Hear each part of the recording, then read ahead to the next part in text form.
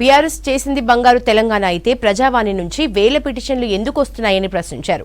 ఆర్థిక పరిస్థితి ఏ విధంగా ఉందని అసెంబ్లీలో శ్వేతపత్రం విడుదల చేస్తామన్నారు. ఆటో కార్మికుల సమస్యల్ని పరిష్కరించేందుకు 15 రోజుల్లో రివ్యూ చేస్తామన్నారు. పార్లమెంటు భద్రతపై ప్రశ్నిస్తే 77 మంది పార్లమెంటు సభ్యుల్ని సస్పెండ్ చేయడం దేశ పార్లమెంటరీ వ్యవస్థకే మచ్చ అన్నారు. భారతదేశ వ్యవస్థని బీజేపీ చిన్నాభిన్నం చేస్తోందని ఆరోపించారు.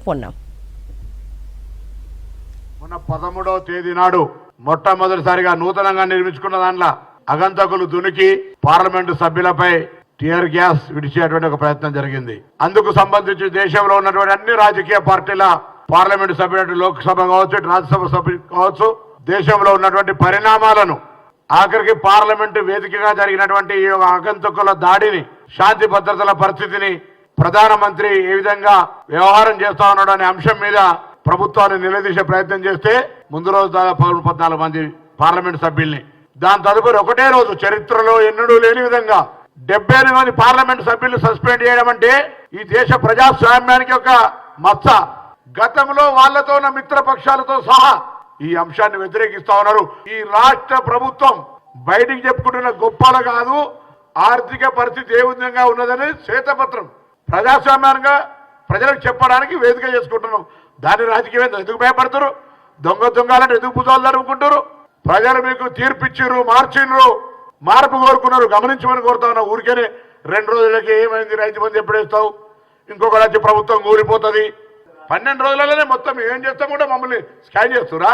అరే మేమేం చెప్పినావు? ప్రజలు మమ్మల్ని అడుగుతారు. ఓపిక పట్టు, 6 నెలలు నీకు కాంగ్రెస్ నుంచి ఆ సుధీర్ రెడ్డి కాంగ్రెస్ నుంచి వేరే శాసనసభ్యులు చెప్పి ఆ బుద్ధిని నేర్చుకోండి.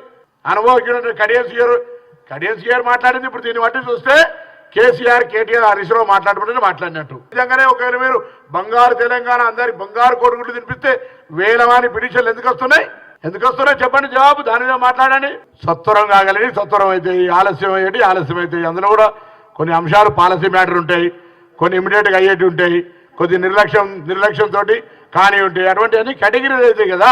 ఏదైనా ఒక నూతన కార్యక్రమం ప్రారంభించినప్పుడు అందులో ఒడుగుదొడుకులు ఇష్యూస్ ఉంటాయి, దాన్ని రివ్యూ చేసుకుంటాం 15 రోజుల తర్వాత. అరే మేము ఆటో కార్మికులకు వ్యతిరేకంగా తీసుకున్న నిర్ణయం కాదు అది. మేము మహిళలకు ఈ రాష్ట్రంలో ఉచితంగా ఇవ్వాలనుకున్నాం. క్యాబినెట్లో కూడా చర్చ వచ్చింది, ఆటో కార్మికులకు ఏం చేస్తే న్యాయం అవుతుందని.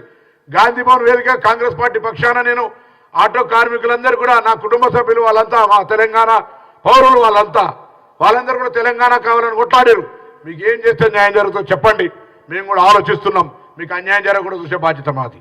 కొత్త బస్సులు తేవడానికి ప్రయత్నం చేస్తున్నాం. నేను చెప్పిన అందుకే 15 రోజుల్లో ఫ్రీక్వెన్సీ పెంచడానికా, లేకపోతే జరుగుతున్నటువంటి కెపాసిటీ ఇంప్రూవ్మెంట్ అయిన తర్వాత ఏం చేయాలి, వాటన్నిటిని రివ్యూ చేస్తాం 15 రోజులు అని చెప్పినాం. బస్సులు ఎట్లా తగ్గిస్తాం?